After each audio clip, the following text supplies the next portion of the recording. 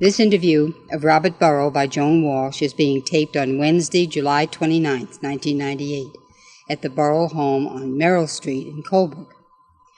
So, Bob, let's begin at the very beginning. Where and when were you born? I was born in East Colebrook, on East Colebrook Road,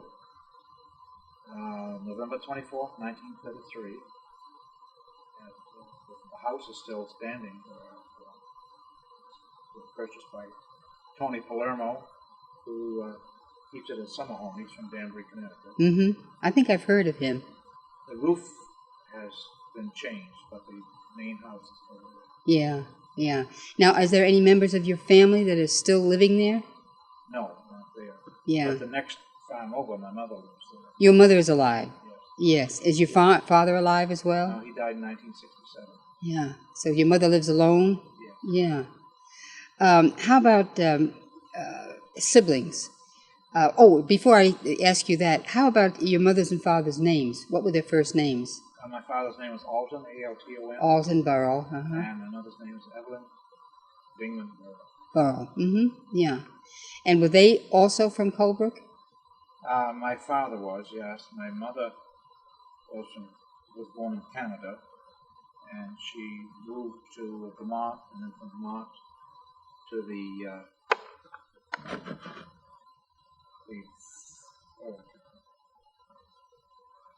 guy was that owned the farm, but anyway, it's the one down by the airport, the old Peach place. Oh, yes. They were renting there, and then they moved out to the Willie farm, and they're renting there when my father met my mother. Mm-hmm. Mm-hmm. How many siblings do you have, brothers and sisters? One each. One brother and one sister. Are they both alive? Yes. And where do they live now? My brother, his name is Richard. He goes by his middle name, Keith. And Keith? Keith. Keith. Keith. Mm-hmm. And he lives about 18 miles northwest of Utica, New York. Mm-hmm. And in the town of Herkimer, we have 28 more. Uh-huh. And my sister lives in Hooksett, mm-hmm. 14 Bullet Drive. And she's married to a very nice brother-in-law, Zane Stewart. Yeah. Spelled S-T-U-A-R-T. T-U-A-R-T, uh-huh, yeah. So it's just the three of you in the family then? Yes, the three of us in the family. Yeah. Can you tell me something about your early schooling? Now, where did you go to elementary school? At the Whittemore School. You went to a one-room school? One-room school. Who were your teachers? Oh, good. Can you remember any of these names? The last teacher I had was Blanche Cree. Blanche Grandboy. Yes. And I had a Mrs. Seveny. One year I had Mrs. Clough. Mm-hmm. I had Mrs. Wells, Marion Wells. Marion Wells, yeah. And my favorite teacher, of course, my first through third grade teacher, June Bishop, who later married Gordon Forbes, and they moved out to Portland, New York. Mm-hmm. Mm-hmm. I think before it passed away. So how many grades did you go through? 8 grades? 8 grades. 1 through 8 in this same school, this Whittemore school? Yeah. Country school. And then what? Did you come into Colebrook Academy from there? Academy, yes. And then what year did you graduate? 1951. 1951, okay. All right, okay. Any particular memories of that one-room school that have stuck with you over the years? All I can remember is only 3 of us in the graduating class. The 8th grade class, 8th grade, yeah. Which was about the same all the way through. Yeah. It was Paul Paquette and Herman Paquette were in my class. Mm-hmm. I don't know, I can remember it's about a mile from our house to the school. It was a long walk. That wasn't too bad walking-wise, because a lot of kids at that time had to walk even further than that to get to school, to the one-room schools. Yeah.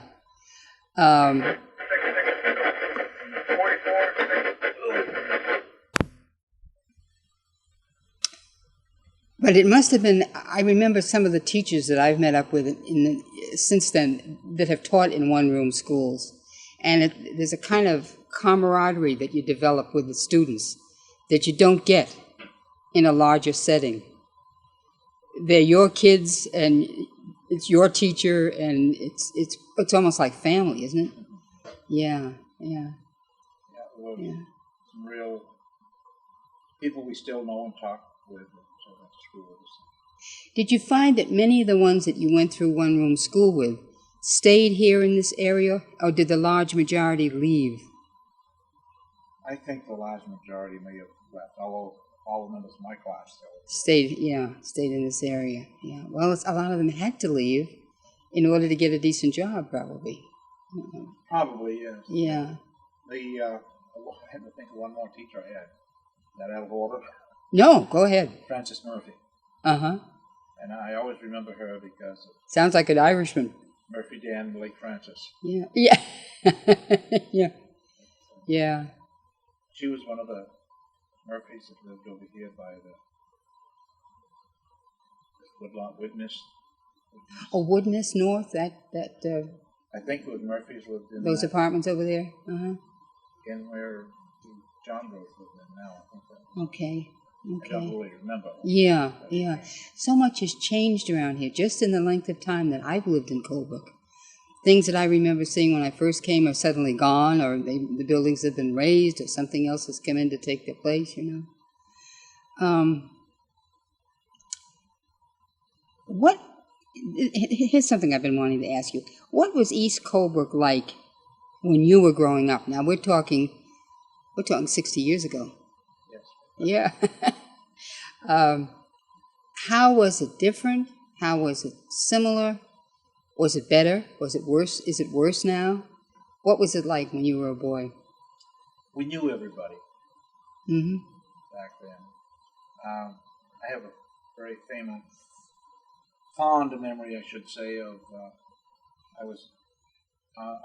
I have since purchased the farm that I was born on. Sold the buildings, but I still have all the land. And I was mowing in the field there one day, and a guy stopped and said, "You don't know me, but you want to know who I was," and so on. And he said his name was Whitmore. He was 96 years old, and he thought he'd done very well to drive his old 53 Ford all the way up from Portland, Maine, where he lived. He certainly had. And he was from where Robert or Roland Hodge lived now. No, I don't know where they live. Anyway, that is called the Whittemore Farm. And of course, that's why the school got its name. Whittemore School. Now, is Robert Hodge, does he live right on Route 26? No. I'm thinking. He lives up in East Colebrook. Okay. He did live on Route 26. When his father died, he moved on to this place. Yeah. But anyway, he told me who he was and so on. He was very interested in who I was. And of course, I'm the great-grandson of Albie Noyce. And he wanted to know if I knew that this road up through here was called Albie Street by the natives back there. Yeah. Because they started off with Albie Corbett and Albie Noyce. Now, is this Elby or Albie, excuse me? Is it E-L-B-I-E? No, A-L-B-I-E, yeah. And my grandfather was known as Albie, too, but that was really his middle name. He was Samuel Albie Noyce. Let's see, I forgot where I was. Went Sweat and then Howe. Albie Howe, Albie Sweat, Albie Noyce, Albie Corbett. And they were all right in the road. Yeah. He thought that was something I should know, I guess. Yeah, yeah. More than 60 years ago, the place where I was born, and my great-grandfather, Samuel Albie Noyce, run a little manufacturing shop across the street from his house. What did he make? Made swing cattle stanchions. That's what Elaine Haynes was telling me about, because she was the one that suggested I see you and interview you, because you knew a lot about out east and what had happened out there and how people lived and so forth. So they did make stanchions in just this one place? For these, he had a U.S. patent on them. And I don't know where it is right now, but a plate about this long had all the information on it. Leader swing cattle stanchions made by so on under U.S. patent or something like that. And he had left that there, and he built all those buildings. You know, it's fantastic how he was so self-sufficient. Now, this was your grandfather? Great-grandfather. Great-grandfather. And he had, starting off in the house where I was born, you go out through a covered walkway, which started, there was still one more room of the house, and then you went into the barn, and they had Guernsey cattle. They had a buttery, which they manufactured would stamp their own butter, Mm-hmm. which was sold in Burrill once a week. Mm-hmm.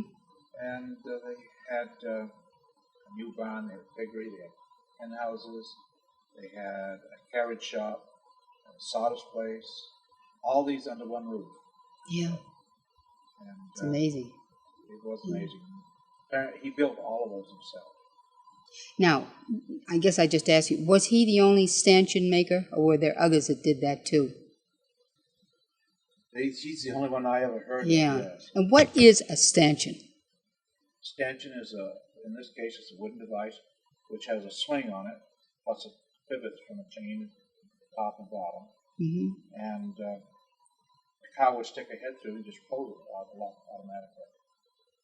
And I did know where there were some still working around. Oh, boy, yeah. Some up in Fred Forbes' barn. Mm-hmm. And that locked the cow's head in, yeah, just one cow at a time. One cow at a time. One cow at a time.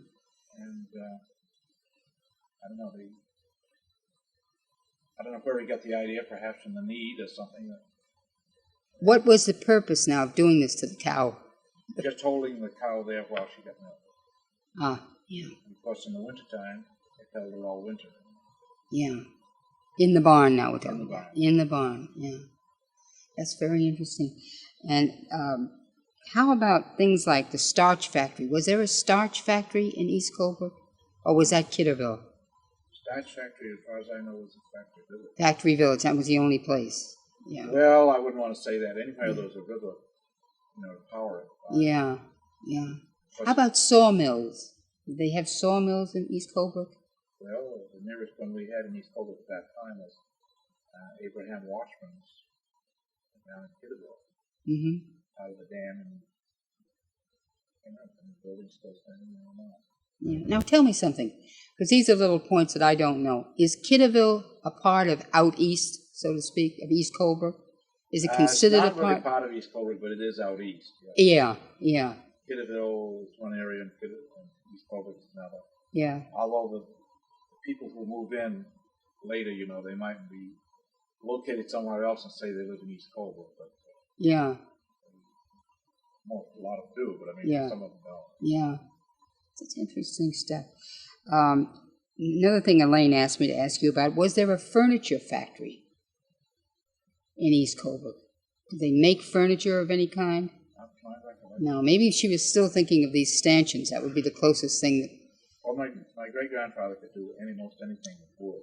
Yeah. He had huge chests full of planes. In other words, he could take a regular board and make matched lumber out of it, just by planing it. Yeah. And all sorts of things. He was a blacksmith, had a forge, and Yeah, he was a craftsman. Yeah. Really, an early craftsman. very good. Yeah. And an agriculturalist, too. He Yeah. experimented with seeds and everything, planted apple trees. Now, this was on your father's side? Yes. Mm-hmm. Yeah. My father's grandfather. Father. Yeah. Great. Isn't that something? Yeah. How, we talked a little bit about how it was different in those days from today.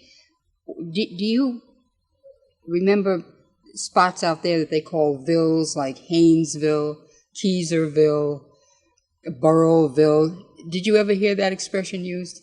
I've heard the expression used, but not in East Colebrook, Placeyville, But yeah, yeah. And of course, late times down near the Reed Cemetery is Hydesville. Mm-hmm. But of course, there was a lot of lack of communications back then. All you had was a party telephone. Yeah. There was no Yeah. TV. Yeah. We did have a radio until the dog knocked it off the stand during a dog food commercial. Yeah. But, Yeah. it was. When your great-grandfather was doing these things, what kind of a timeline would you give that? What years? Oh, he was doing it probably 1920 to 20s. 35. Yeah, yeah. And those people really had to be very independent, didn't they? Yes. Because they didn't, they just, as you say, they didn't have the communication, and they weren't that close to their neighbors sometimes. No, that's true. So they really had to be pretty self-sufficient. Yeah, about the only time they met him would be social outings like the kitchen junket or something like that. Well, tell me something too. Was the Grange very big, quotes unquotes, at that time? It must have been. It was, yes. As a matter of fact, I just got my 50-year pin for the longest. Did you really? Yeah, Mohawk Grange. What do you remember about the Grange in the early, when you were a kid? I was very impressed with the, what do you call it? The ritual? Yeah, the ritual. Yeah, Yes, yeah. In other words, some of the masters insisted that some of the officers, when they walked or anything, they had to turn right angle corners. They couldn't just cut them off or something. Yeah, yeah. They were very sincere about it. Yeah. Took their jobs very seriously. Were there a lot of farmers involved, and were they mainly farmers who belonged? Well, yeah, back then I don't really remember, but I'm sure the farmers were involved. Yeah. I can remember Judge Harrigan belonging To the Mohawk Grange, that's right. He and his wife, later on. Yeah. But early on, it was probably mainly farmers. Yes, I guess so, because, Yeah. you go back, people had to be a farmer in order to survive. Yeah. And this was the Grange in and of itself mainly a farm organization? Yes. Yeah. Agriculture based. Yeah. Yeah. And it still is to this day, some of the ceremonies. Although they've broadened their membership, as you said, to include people like the Harrigans.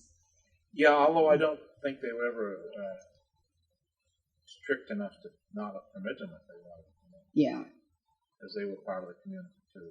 Yeah. Of course, there's a lot more Granges. There's a Colebrook Grange right here too, as well as That's right. Mohawk Grange and Granges. Each section had its own Grange, so to speak. I guess so, or each town anyway. Yeah. Because little things sometimes stick in your mind. Yeah. Mohawk Grange is number 217.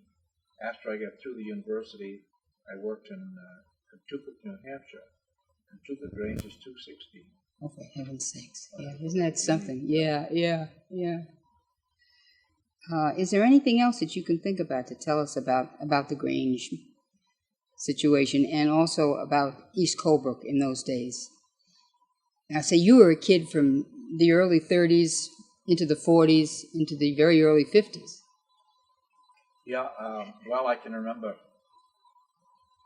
course, my grandmother and grandfather were divorced, and she remarried Harry Hodge out on Bundy Road, where the Mohawk Valley Campground is. Mm-hmm.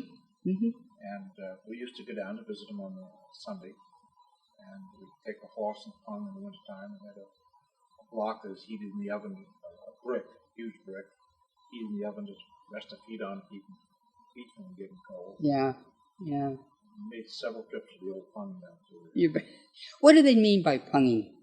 My mother used to speak about punging because she didn't come from this area. It's sleighing, but a pung is a type of sleigh. Mm-hmm. It's almost like the buckboard or a pickup truck later on. It had a little body in the back. Yeah. And a seat on the front. Yeah. And did you attach it to something? I mean, did you attach it to a wagon or? No. It was a sleigh type. Oh, I see. Mm-hmm. Pulled by one horse. By a horse. Yeah. Yeah. You could get down that valley. The horse would move right over. Yeah. Yeah. We used to go from there down by Weirs, which was then the J. Sweat place, and take a ride onto Blakely. Mm-hmm. Go down over the hills, come out down by Deans.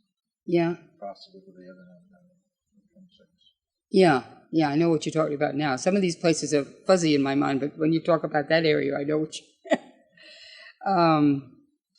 Tell me something now, speaking of the farms, are there, or if there are, how many working farms are there now out east?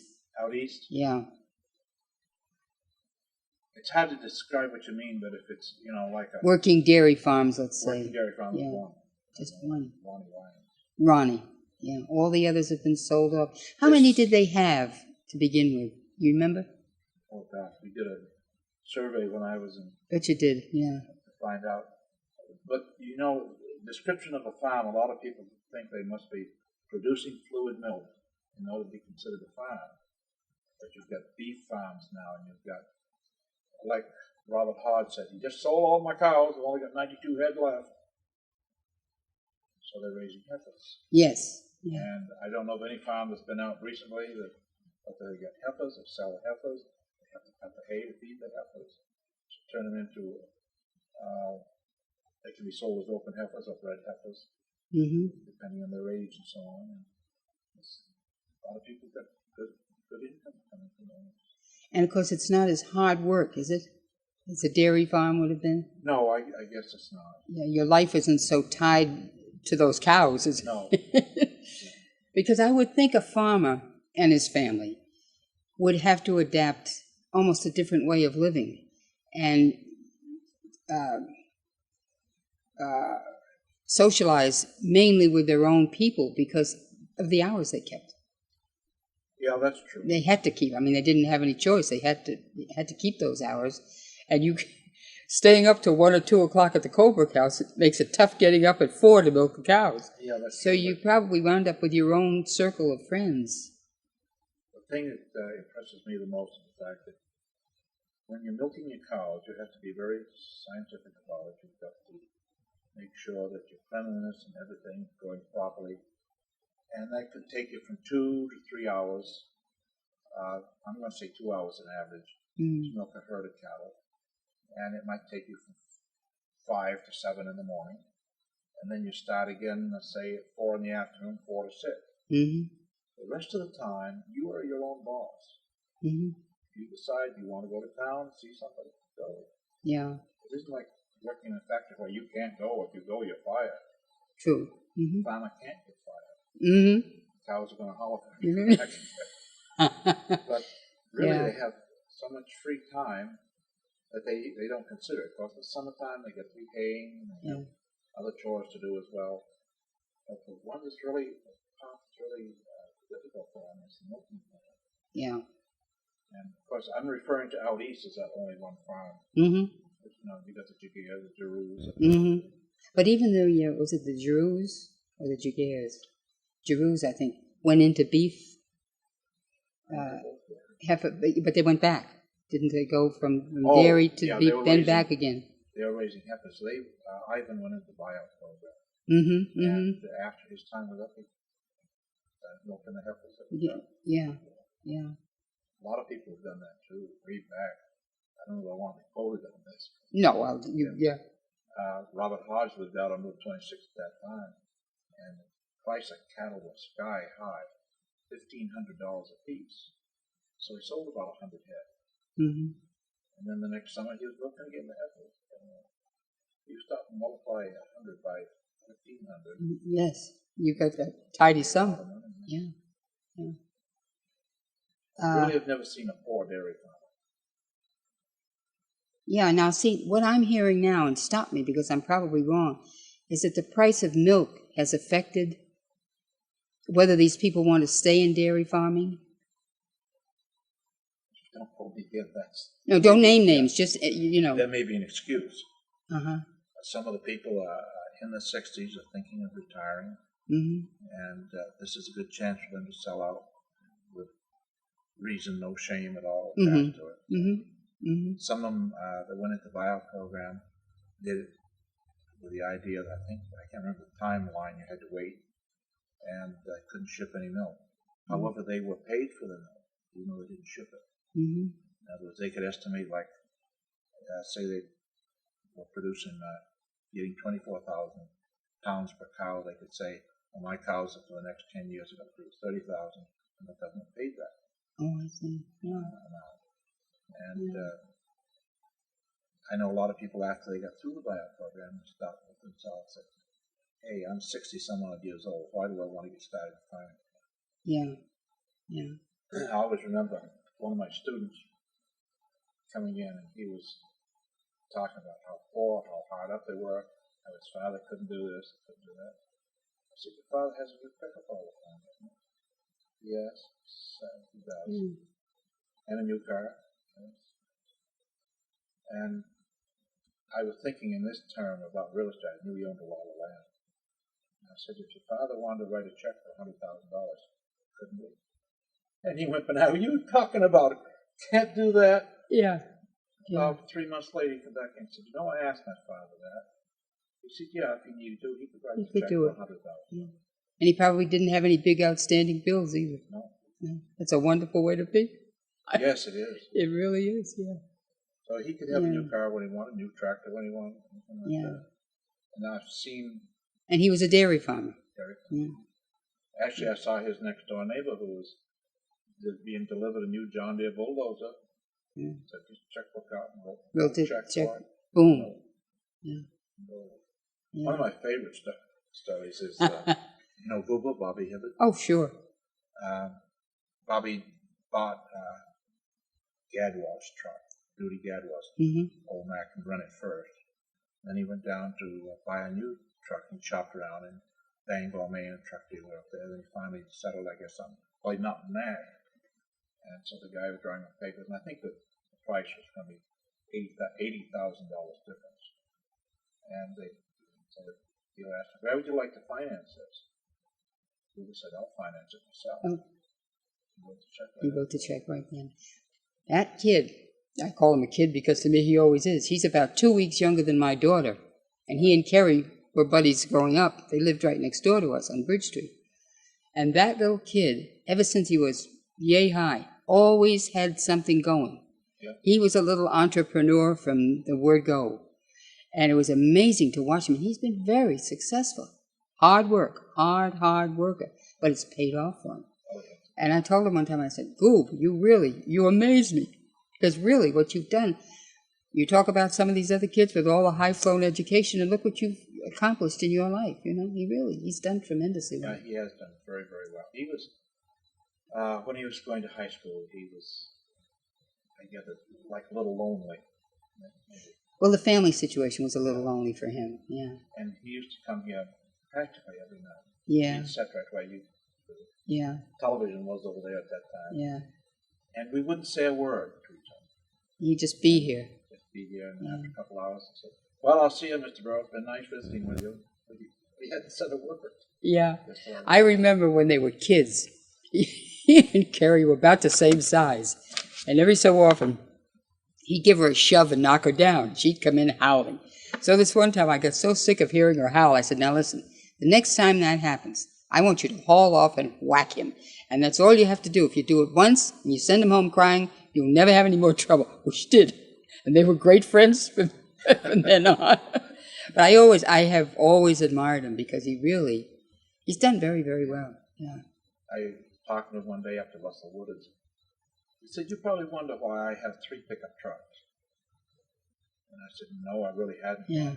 Well, he said, "It's either I've got to send the money to the government for income tax or buy this pickup truck." Good thinking. Yeah. See, now my younger boy is like that. Mark is another one. He's not into farming, but other things.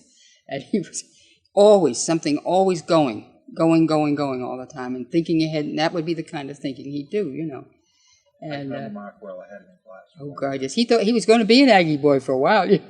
We said, "You better not do it. You don't have that kind of talent." But it's amazing what some of these youngsters can accomplish. Really, it's really. So pleased. I have 2 doctors now, and former students. Do you doctorates? Well, David Riley, yeah, and who's the other one? Giroux boy. He's a veterinarian. Pierre, yes. All those Giroux kids, very capable kids. Oh, I know. And remember when wasn't it Roddy McAllister, who almost wound up being valedictorian? It was the year my older boy graduated in 1970, and Janine Young, I think, beat him out. But he must have been second, if I remember right. Yeah, actually, they used to put some kind of a mathematical... They'd weight the average, yeah, if you were at college prep. Otherwise, Roddy was the top one. Yeah. Before they weighted him. Yeah. And so this bugged me a little, Mike. Yeah. And so there was a lady doctor who was head of vocational education in the state. I can't remember what her last name is now. But anyway, I kind of had her talk with Rod, and she was up there making a vocational visit. And we certainly mentioned that he has the highest numerical average of graduating class. Mm-hmm. Now, of course, before waiting. Before waiting, right. And she wrote up a story about her trip and published it in News and Sentinel. Bob McAllister, the highest graduating, highest numerical average graduating. Yeah, I should try and dig that out because they've got back sentinels at the library. Yeah, yeah. That would be 1970. That would probably be in June of 1970, maybe. One of those issues around that time, May or June. I was thinking of 71, but maybe it's 70. Yeah. He was in the 70 class, and that was Butch's and Janine's class. Yeah, the classes that my own kids were in, I remember. But that was interesting. I remembered some of that. I didn't remember the woman coming up and. Well, she was visiting just to the vocational part of it. Yeah. And Mr. What's she want around here now? Yeah. Sounds like him, doesn't it? Oh, gee. Then I also wanted to ask you, now that we finished with your elementary schooling, you graduated from CA in 1951, you said? Yes. Yeah. Then where did you go? Did you go on to the university I from went there? to the university, the Thompson School. of Agriculture. Mm-hmm. Graduated from there in 53. Mm-hmm. Did you go any further than that as far as... I worked for almost 4 years at the Burrill Farms in Colebrook. Mm-hmm. Mm-hmm. And Uncle Sam sent me a draft notice.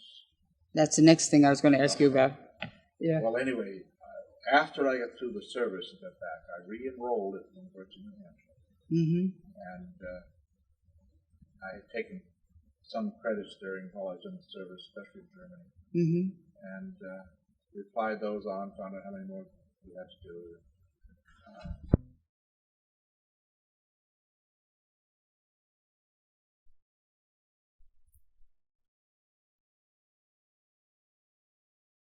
2 years in Germany.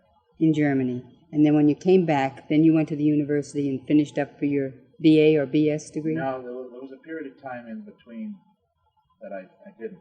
Mm-hmm. This is kind of unusual, the fact that Peter Edgecombe Mm-hmm. was teaching a potato vacation. In other words, he taught for 2 weeks up in Limestone, Oh, Maine? Yes. Then they had a potato vacation, so he came to Colebrook to teach. Mm-hmm. Then he had a decision. Am I going to teach in Colebrook or in Maine? Yeah. He decided to go back to Maine.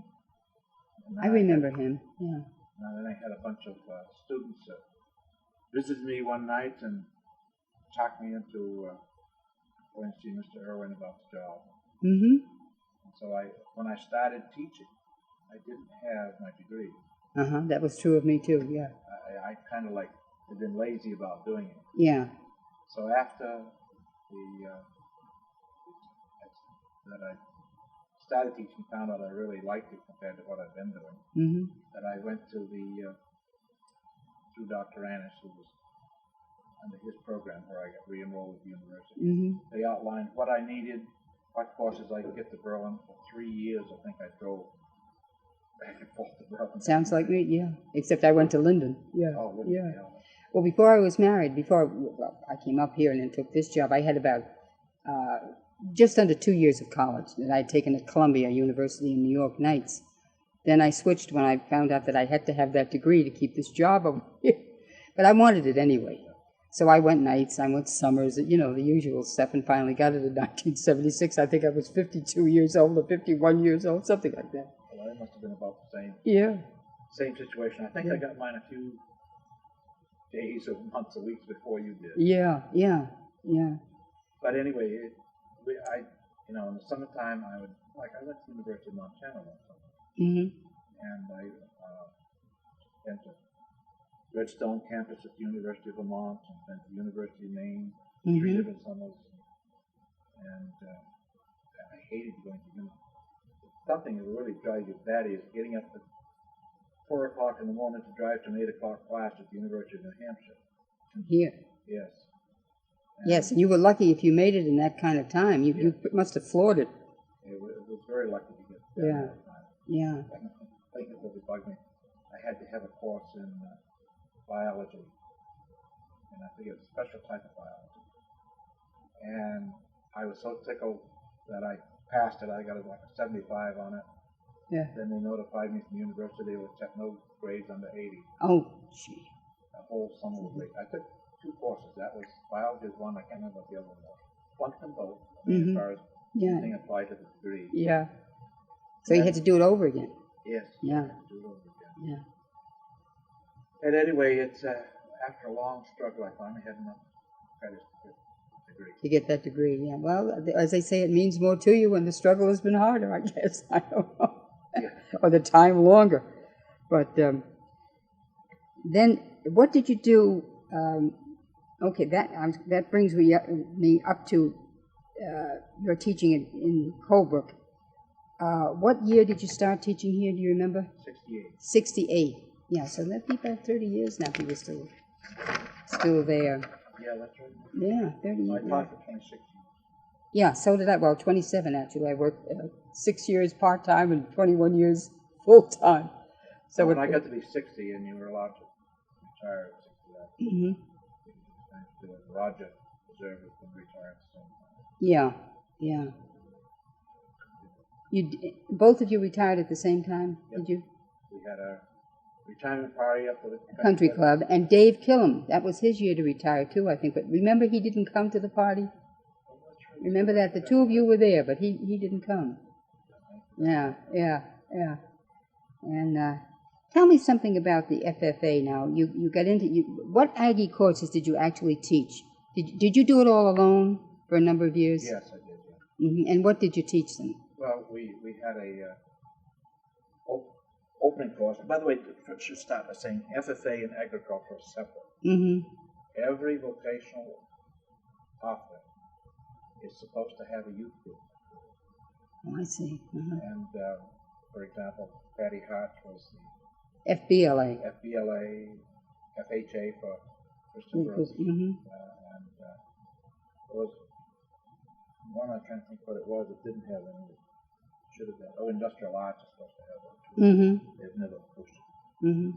So anyway, mine was the Future Farmers of America, and we started with students that were. We basically got the list from Mr. Irwin mm-hmm. As early as I could in the summertime, and we would make a home visit to each student. But that was only after they had signed up. For your course. Yeah, of course. Yeah. And we would introduce them during that summer to what FFA is. FFA mm-hmm. is, I'm of course prejudiced, but it's the greatest teaching tool. Yes, I think you're right. I agree with what you're saying. That ever was invented anywhere. Yeah. And it's so recognized by the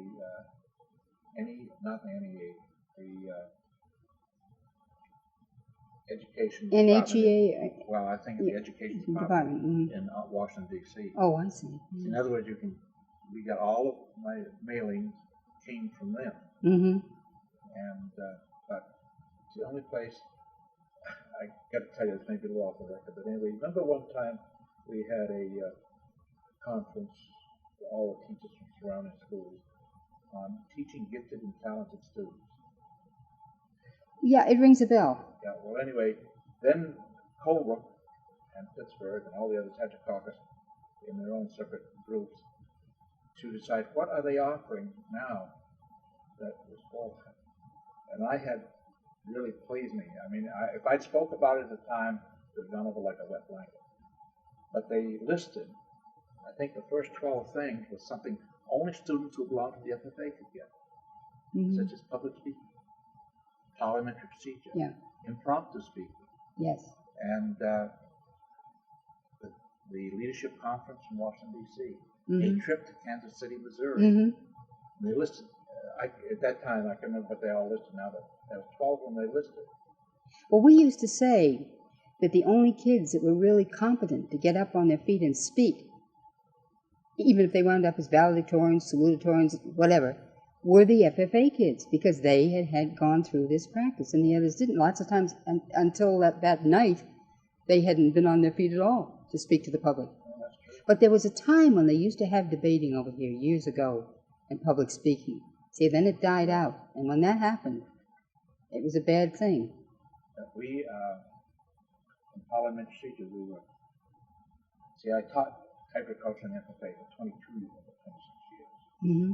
And we were state champions for 18 years. Mm. Kids were good. They knew they were good. Mm-hmm. Gave them so much confidence, it's unreal. Yes, I think you're right. It does give them confidence. Yeah. And public speaking, we always had, we had our share of minutes. So yes. it wasn't as excessive as what you might say the pulling of cheetah was, as far as winning, excuse me, concerned. But the other speaking thing I liked was that they had a contest called Impromptu, where that you had maybe basic categories, say maybe one of them is horticulture, and they were given a sentence. It could be anything. Yeah. They could look at it for 15 seconds. No, I'm sorry, looked at it for 30 seconds. And then they had to speak for 3 minutes on that subject. Yeah.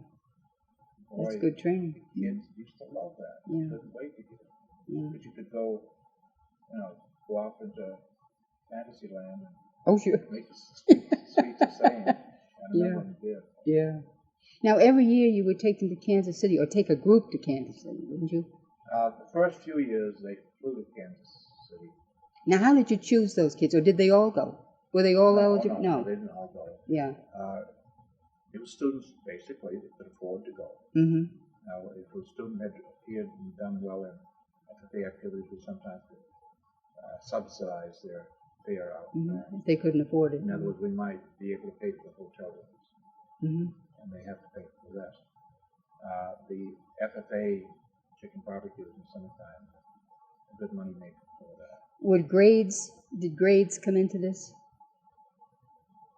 Heavily, or how heavily would they They come come in? into it heavily on the part that Mr. Irwin says, that kid is flunking, he will not go. But if we had a student for some reason, I like to think of Freeman Hanks, who at his first year pumped everything with 2 subjects. He had 2 subjects in the year.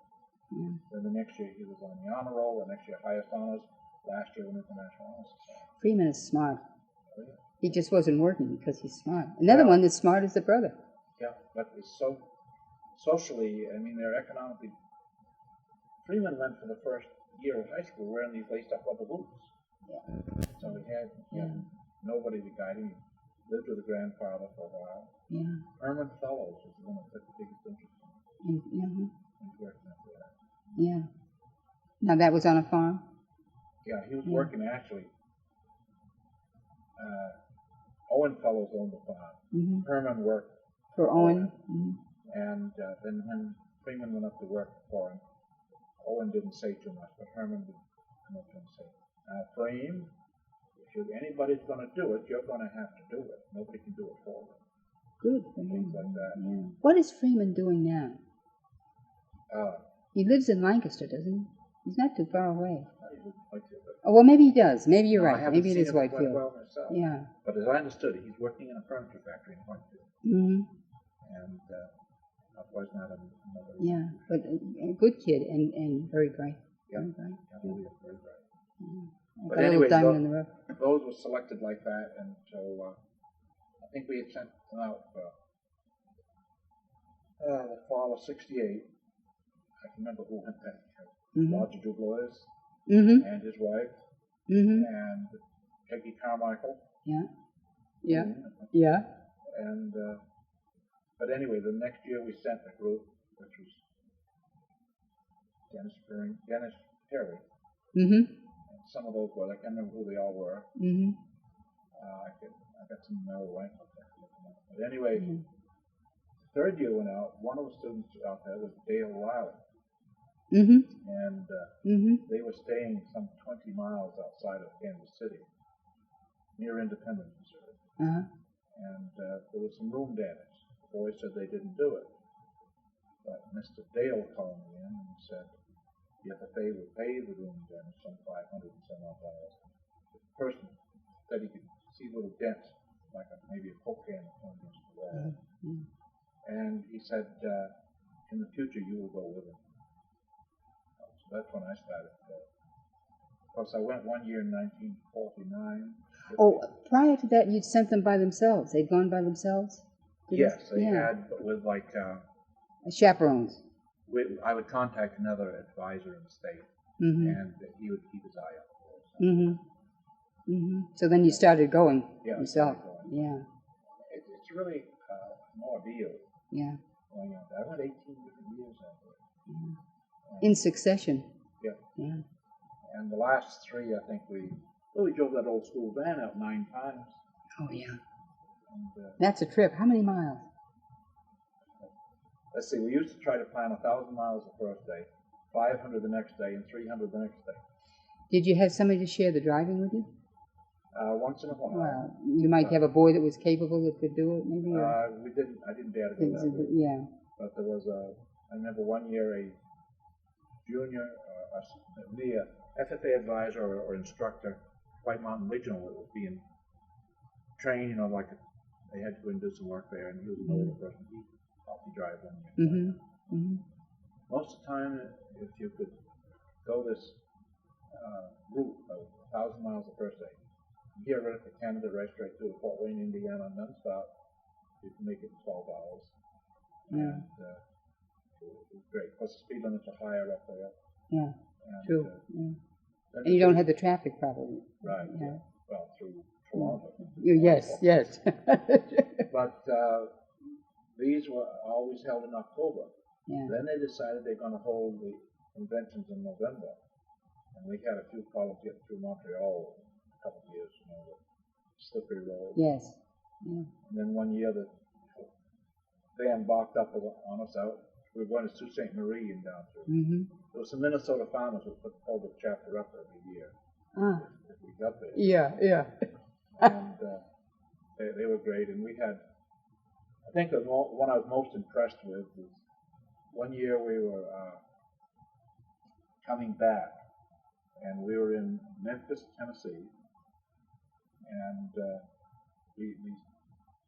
you go along on this route in Memphis, Tennessee, and you take a sharp right to go down to Corinth, Mississippi. And there was a cotton plantation, cotton gin, I guess you call it, that we were expected to be at the next morning. See, we saw things going out and back all the time. And for these kids, some of whom would never have gotten out of town any other way, it was a marvelous experience. I remember Pat Giroux, he had to go out in the field and pick cotton. But anyway, when this place to the right, either traffic was wrong or something, I went by it, but I realized I'd gone by it. Yeah. So I went to the next convenient turnaround, and there was a motel right there. And I said, why don't you boys wait a minute, let me go and talk to the guy. And that's what we usually did. Yeah. We either want to rent a room or 2 rooms. Mm-hmm. And I said, if the double room, we'll use the 4 sleeping quarters and double beds. Yeah. And the rest of the boys were sleeping back on the floor. I'd like to go and explain that to them first. And this guy said, you're just coming back from Kansas City? And I said, yes. Yeah. We are. Well, he said, the president, Ford, I think it was, that year had gone out to speak to the convention. Mm-hmm. And he said, well, God love you. If the President of the United States can go out and speak to you at that convention, I can put you up for the night.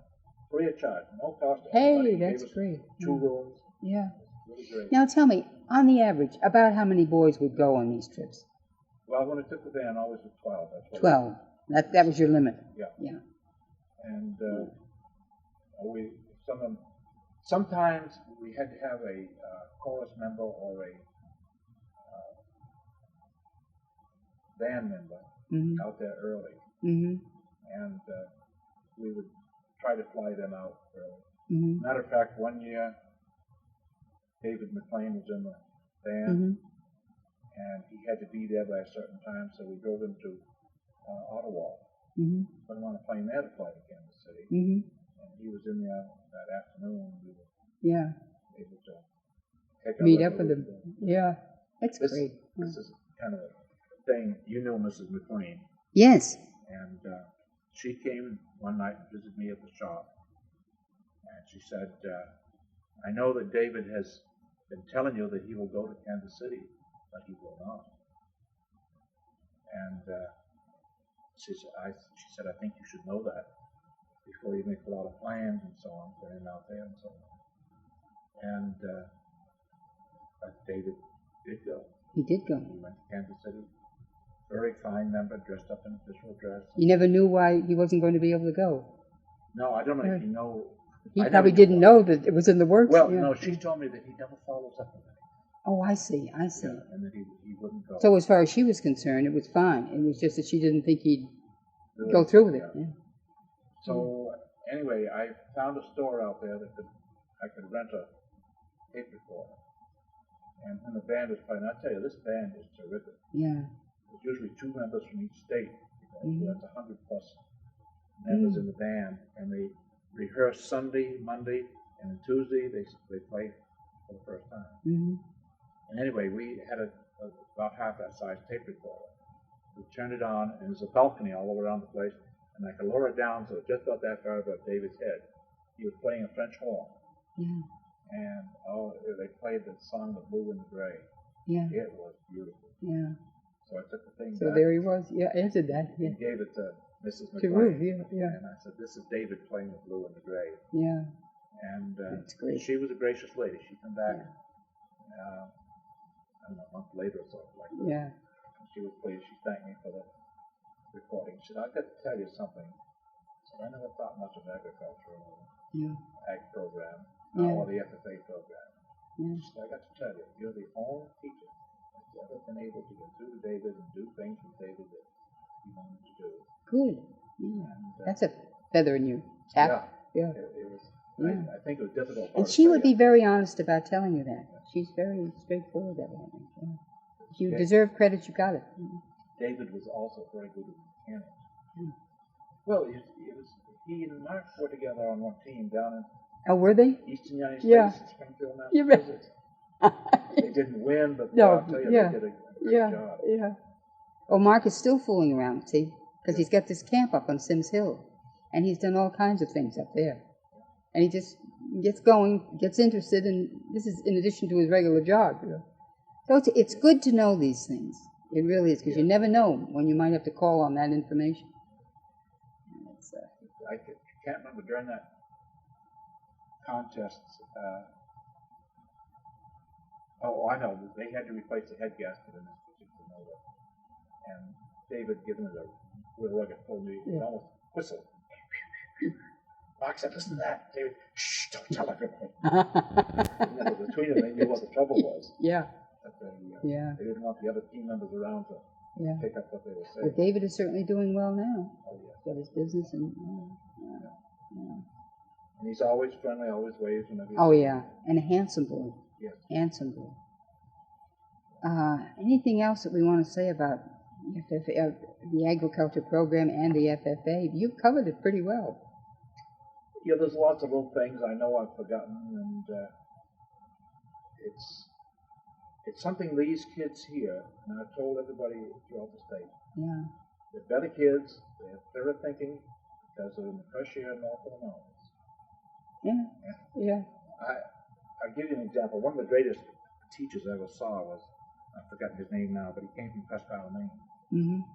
And you have a form that the national keeps track of all your accomplishments and so on. And my accomplishments were that, and I got dozens of plaques. Yeah. I was chosen as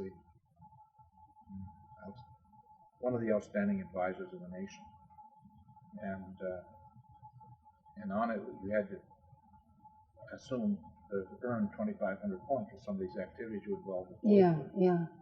And anyway, I was so surprised. This other teacher taught 10 years longer than I had. Yeah. And his kids were great and always looked good and everything else like that. He had, I think, 4 years later, he got his national. And we thought, gee, he's such a great advisor. But it has to be the kids that did it. Yeah. Well, I think, too, that when the farms were still going, and when we first came up here, they were, these kids had chores to do. They had this to do. They had that to do. There wasn't quite as much, what do I want to say, hanging around on the street corners, because they didn't have time to do it. And that was all a good thing, I think. And now that the farms are gone, I don't know. The kids outside town get into town just as often as not, and it's a different ballgame. And we had parent support back then, too. Yeah, more so than you. Well, you had more families that were together. I mean, not divorced, no single mother, not as many single mothers, and so on. And that makes a difference. It does make a difference. I mean, you've got dad going in one direction, mom going in the other, and I can remember I had one rule. If you want to participate and you go somewhere, you're going to look good. You have to go in official dress. So, Tommy Haynes' son, Jeff, he wasn't going to wear a tie. So I'm sorry, Jeff. And I was going to miss him because he was an outstanding livestock judge. Which meant beef, sheep, and I'm sorry, Jeff, that's the rule. You got to go on home. We were loading the bus in front of the egg shop. Yeah. 2 minutes later, Gene come back with him right by the ear and the necktie and the tie. She said he will be going and he will wear a tie. Yeah, but you see, you got support. Yeah. Yeah. Very good. And now it could happen, and the parent could say, well, if he doesn't want to do it, he doesn't have to, you know, which is no good for the kid. No, that's true. But that happens, and it's too bad. It's too bad. We had one funny thing I was thinking about the other day when I was talking to Jesse Young. There was a pipe that came out of the air compressor up overhead in the shop. Yeah. And it was just right, so if Ricky Young, I don't remember Ricky? Yes. He was a pretty big boy. He used to like to chin himself on it, which was stretching that pipe to the limit. Yeah. And so I warned him a couple times. And then one day I caught him again chinning himself. I said, Ricky, how about an hour's detention tonight for this chinning? You don't seem to learn. Yeah. So he did it. And that night I was working in the shop on something else, sitting at my desk. And he told his father why he was late. He had detention. Yeah. And his father came in carrying a cat dog handle about that long. He said, "Did you give my son detention today?" Well, Yeah. I figured I had to tell the truth. I said, "Yes, I did." And he said, "Well, I don't want you ever to do it again." I said, "I'm going to show you what to do."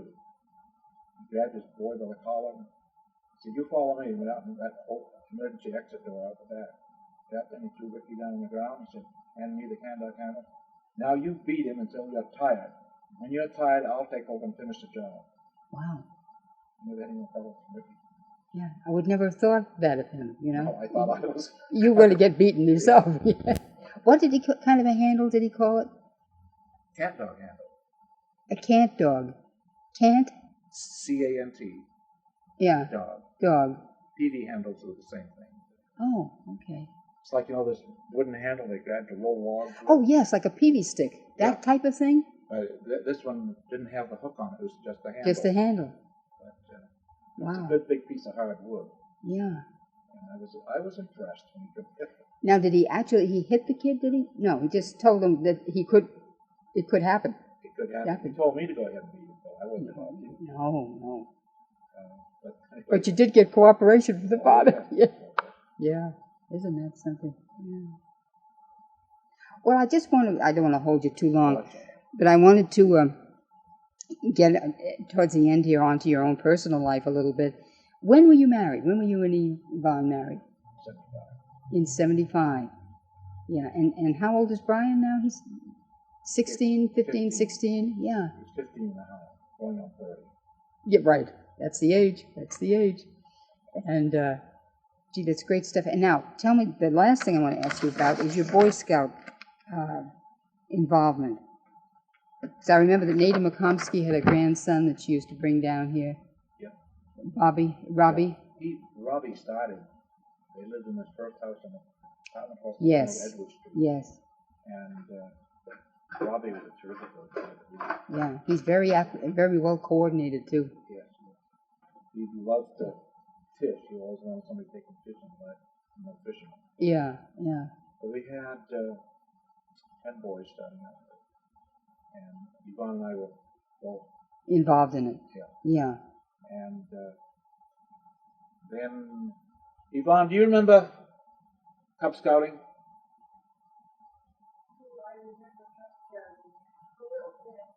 We started out with 10 members, and there was a second group, like wolves, I can't remember what. Yeah, the different categories. There. Yeah. There was another group that went off and left, moved away, and they had 10 other boys that had no leaders. And we took them, some moved away themselves, but after 5 years, we still had 10 members. Yeah. How many years were you involved in it then? 5 years. 5 years, all told, yeah. And they were pretty good kids. And that's a labor of love, too. Yeah. It is, you know. Because sometimes you have to round them up and bring them to the meetings and take them home and And take send them them on trips after you're dead. Well, that's only certain people. you bet. We had some parents She remembers pick it. them up on this trip. Yeah. Well, we used to go out and pick up. I used to go up every day to pick up Robbie's father. I think was in jail at the time. Yes, he might have He was been. living with his father's But it was, girlfriend. yes, that's right. That's right. And And actually, their grandmother was the one really solid thing in their lives. You know, She those two really little boys. did. Oh, she's a we great were on woman. a camping trip. She was here with the Yeah, stuff, and he was always so well prepared for a camping trip. yeah. She always brought one cookie. Oh, Yeah, I bet she did. That was native. Yeah. Yeah, she was very, very good. We enjoyed her. But we had quite a group. You know, it's kind of funny. They called me one day to go and substitute the elementary school after I retired. Yeah. And I walked through the 6th grade class, and there's an entire Cub Scout group. Cub right there. Scout. Yeah. Well, I had some that weren't in my group. Yeah. I swear, every single one that we had that kind of. You'd had them in Cubs. Yeah. Yeah. They all knew me. Yeah. Getting down to the end here, and I'm just about getting to the end of this whole thing. Since your retirement now, you drive a school bus during the school year. I actually drove it 2 years while I taught. Okay. And then I just continued on, and I've got a contract for next year also. Uh-huh. Coming in. Now, in the summertime, you hay this. Yes, I guess he does. Yeah. And we've made 4 midnight runs to, well, Park Home or either right close to Bethlehem. Yeah. We go down through from Whitefield to Twin Mm-hmm. and go west, I guess, to Yeah. Bethlehem. Bethlehem, yeah. So you keep busy. Sometimes you're busier in retirement than you are when you had a steady Yeah. job, because you knew what your hours would be then. Well, since you've retired, you must realize that if you don't keep busy, you're going to go bananas. Yeah. Well, there's this little thing and that little thing, and you put them all together, and you've got a job. Almost. And But if you're a different thing, if you want to quit right now and sit down, you can do it. yeah, and if you're a volunteer and you're not being paid for it, you can. If you don't want to go in that day, you don't have to. Although I think you do. If you're used to working, that's the way you are. And Somebody's depending on you. You won't. yeah. But Yeah. I don't know if you realize now, I drive for the town of Stewartstown. Yes, you told me that. Yeah. I don't do it for Colebrook, it's Other still. than I'm the Stewartstown bus that brings Stewartstown students to Colebrook Academy. Mm-hmm. And Mm-hmm. this past spring, I brought one to Colebrook Elementary. Fogston girl, his brother was killed. Oh yeah. Yeah. They moved way out in Burrill. God's country. If you could get back and forth. Yeah. She isn't too bad, but her older sister can be a handful. Yeah. Yeah. How many kids do you usually have on your bus? On that little bus? Yeah. 38. That's enough. That's a lot for that Yeah, little all at bus. one What I do is Yeah. Oh. I come out of Bear Rock, Yeah. North Hill area, and I also do North Hill on the way by, and I give my load to Cheryl Eastman. Yeah. She has a bigger bus. Yeah. And then I go up and do South Hill. I have 9 kids on South Hill. How do you do that? Is it tough in the wintertime? I bet it is. South Hill is tough. I bet it is. And in the spring, too. That road up to South Hill. I remember going up to Harrigan's. Sometimes it would be in horrible shape. Well, I don't go that way. You don't go that way. I go from the Hollow, Stewartstown Hollow end up. Okay. And then I Okay. get the Colebrook line, I turn around And come back. Mm-hmm. And I have 9 students, including 1 kindergarten. Yeah. And then I come down through and pick up Ben 3 all the time by Evelyn Hunt's. Mm-hmm. And then I go north on 145 across Bishop Brook Road Okay. Yeah. and to St. Albert School. Mm-hmm. And this past year, I was dropping off 2 Mm-hmm. and picking up 1 Mm-hmm. who was, this shouldn't be printed, but anything, but she was a Colebrook student who had to go back and live with her father. I wanted to finish school in Colebrook. Mm-hmm. I had no authority to pick her up, but I did, and I brought her in all the time anyway. Yeah. Sometimes rules have to be bent. It'd been fine if she was a Stewartstown student, Yeah. but she lived in Pittsburgh. Oh, Her father brought her to school, yeah. and it should have been a charge thing for Oh. that. But Stewartstown is very good. If they have a kid that needs to be going, you take it, Mm-hmm. and no questions asked. Yeah. Yeah. So then I would go to By the way, in the first group, I gave all my Keenan students to Cheryl. Mm-hmm. And then the second group, my next stop was West Side School, now the new community school. Mm-hmm. Mm-hmm. So you don't have to go to both places anymore. It's just one school that you'll hit. Right. Yeah. Starting in September, that was going to be the first time we don't Yeah. have kids that are going to go to Hollow. Yeah. They all go over there. Yeah. And then Cheryl is going to start in September. She'll be taking all of the Canaan students to Canaan, and I take all the Colebrook students Down here. Yeah. Yeah. And it works out pretty well. Yeah. Yeah. It's sometimes a little tricky on time. You're I not would supposed think to pick so. up any students before 7, Mm-hmm. and then you're not supposed to make them wait either. Yeah. But sometimes, situations and weather get beyond you. Several times I've called in the Colebrook Academy and said, Stuart Town bus was late. Yeah. And one time we drove right into a snowdrift on North Hill. Yeah. And we stayed there until they could pull you out. Do you have a cell phone? Yes. Yeah, you almost have to have it, don't you? You can't call everybody with it, but like I could call the superintendent's office Mm-hmm. and have them. One day we couldn't, all of us couldn't get up, South Hill. Yeah. And the bus slid back a little ways. We were still all right. Yeah. So I called in Yeah. the superintendent's office and told them that could they call certain parents and just tell them we're not stuck or anything. We've just got to wait until the sound truck comes. Mm-hmm. And, Mm-hmm. Yeah. but you get up on North Hill and use that dumb cell phone, and you get some kind of a tower in Quebec.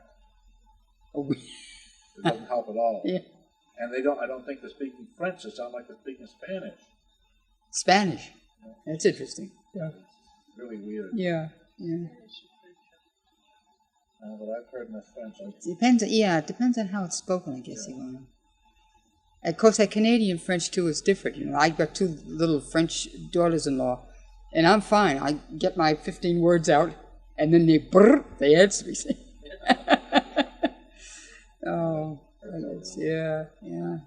Anything else that you'd like to add to this? I don't want to hold you too much longer. I think we've covered just about everything I can think of asking you.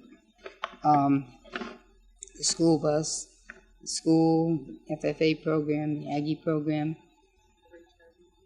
Oh, yes, there is. I have taught OHLV, which is Top Highway Recreation Vehicle Safety. Oh, okay. I'm chief instructor in the Colebrook area. Mm-hmm. And I have 8 other instructors Under you. Mm-hmm. And now, when you say Colebrook area, this would encompass some of the other towns around here, too. Yeah. Anybody that calls in knows to do it. Mm-hmm. And we put on a 10-night course, isn't it? Quite a bit. Yeah. Are you involved in that, too, Yvonne? No. Smart woman, huh? She has to be. Yeah. Yeah. She has to feed me at odd hours. Yeah. Yeah. But some of the instructors, like Camp Roy, and Bob Unang. Mm-hmm. Good people. Yeah. Good people. Bill Allen for first aid. Mm-hmm. The school center area. Anyway, somebody from Pittsburgh calls, wants us to do it. Mm-hmm. This is off-highway recreational vehicle. Skidoos primarily. Yes. We can certify somebody if they can handle it four-wheeler. Mm-hmm. And anyway, we have a field day where we have a field test, we pass a written test. Mm-hmm. So it's kind of one thing that rubs me a little much the wrong way with that. We put on a real good course, have real good instructors, and the town of Pittsburgh now puts the same course on like Sunday afternoon. You do yours at night? 2 hours a night. How long does the course go on? It's supposed to be 20 hours. 20 hours. Mm-hmm. But they do it all one day. And oh, yeah. And then they it's don't over. have a chance to drive. Yeah. Well, there was I visited that one day, and there was a girl going around the course with an adult sitting on the snow machine with her. Oh. Which was really nice. Yeah. But anyway, I've done that for 20 years now. I think. Mm-hmm. You're really actively involved in the community, aren't you? Still. Yeah, I guess Yeah, so. you are. I'd Yeah. love to give this. Too. Grange. Yeah, well, he mentioned Grange before. Yeah. I'd really love to give up the thing if I could find somebody capable of taking over. This off-highway recreational vehicles. OHRV. Yeah. But it's, I had one guy I thought, one of the Bowman boys, was supposed to do it, and he backed out at the last minute. Yeah. Yeah. Well, you got to get somebody that's willing to put in the time, and I think every outfit is finding that problem. And I see it more and more. You have to coordinate, like when he is, he has to coordinate, okay, you're going to be able to be here for that night or that evening or whatever. Mm-hmm. Qualified people. You know what really is a thing that gives us competition? What's that? Boys basketball, the age of 12 on to 13 or something. That Practice. particular age level Yeah. practices. They're Yeah. practicing, and we have to work around that. Yeah. The kids don't get enough time in. Yeah. Yeah. And it's very important that they get this because those things can be dangerous if they're not handled properly. And kids, boys with all the ginger. Yeah. This one- just went through this 20-hour course, okay? Yeah. So what was it? Just a few days later, you got a telephone call in there? I don't know what you're talking about yet. Bingo. Oh, gosh, yes. This I had past two year. boys that had taken the course. They started from, they started from a kid ago. Brian Cross's Mm-hmm. home. And they're going to ride to Diamond Pond and come back. They'll be back by 6 o'clock. Yeah. Parents were calling, and they didn't know how the boys were. Yeah. And plus, first thing I thought of was they were going to go to Little Diamond and back, but maybe they got out the ice. So I called Hamp Roy, and Hamp ran over with a searchlight to see if he could see around there. Yeah. I called the Lynches on South Hill, and Bob Lynch rode the call trail, Diamond, Deadwater Trail, Mm-hmm. back in the Diamond Pond, safely down that way. And we had a bunch of people went from here, Hickses, and everybody went from here out through the Diamond Pond. Mm-hmm. And, 9 a.m. phone. yeah. You bet. Well, finally we got a telephone call from the Balsam, or indirectly from the Balsam. Yeah. They were there. They had walked how many miles? They said 3 or 4 miles, but it was only probably a mile and a half. Well, that's to get out, but then they had to, that's at the It tunnel. wasn't that. and It wasn't that. well, anyway, it took them Yeah. quite a few hours to get there. They were very old, very tired. And we couldn't really figure out where they were, except that Brian Cross was alert enough to know that they were south of Route 26. Mm. And they're supposed to be at Diamond Pond area. Mm-hmm. And a bunch of people went up and they got in. Plus, what happened is the season was right, so they sunk into the mud Oh, yeah. and couldn't get out. Yeah. Broke through the snow. Yeah. And as Hamp Roy says, you better get those machines out tonight or you won't get them out. Yeah. So they got them out. Yvonne took a group again. Yeah. David and Cindy Hicks and their boys and Russell and Yeah. See what Mr. happened? Dinko and Yeah. It was a regular trail, Yeah. but the club had gone to break it out. Well, they went to break it out. They shouldn't have got there anyway. What they did is they got into mud. And one they had to did. get skidders and I don't know what else to get the gloom around. Yeah. So what they did is they had these great big ruts like this here, and it was unfrozen mud. Oh, yeah. Okay, so these kids are going along because there were tracks there, so they were following tracks, which was the regular trail. Yeah. Well, when they got this drag out and everything else, they didn't put up any signs. This is twice now. This is happening. Yeah. They didn't put up any signs. So these kids were going, of course, being kids, they didn't realize, hey, this is getting too rough. Let's turn around. Yeah, And yeah. So they tried to put it through. Yeah. So they got mired. Yeah. Yeah. At least there were two of them. They were together. Yeah, they were That's, together. They yeah. did It that would have been right. horrible if you just said one boy. Bob was the Dinko boy to walk. They just like that. Does it? Yeah, and they were in there quite a ways because they'd gone up across the I old figure about a mile Nashville's of the road, then they had to Yeah. go from there. Well, say probably to them it seemed like much longer, probably. Yeah. and Yeah. tired, and they got the one. And dark. They had no You gotta have no Yes, light. that's scary. That's scary. And so anyway, finally got the machines out, but that was the first incident. One thing that I'm very pleased with is that the people who have taken the course have not had any serious injuries. That's good, yeah. So that you've given them enough time, and they've had enough experience, so they're capable when they get out on the train. Yeah. We had one occasion where a boy or girl, smaller one, was coming down hill 60, it was sliding down on a sled, Yeah, because they like to run on the snow. And, yeah, and somebody stopped, and she went right into the thing. And yeah, it, it happened like at 11 o'clock at night or 10 o'clock at night anyway. yeah, The whole family was snowing. yeah. And by daybreak, I was having a telephone call from the Department of Safety and Comfort. Wanted to know if that certain student who had stopped the machine had taken the course. So no, we hadn't. Yeah. And I lost it. That got you off the hook for that one, didn't it? Yeah. That's a scary moment. Yeah, yeah.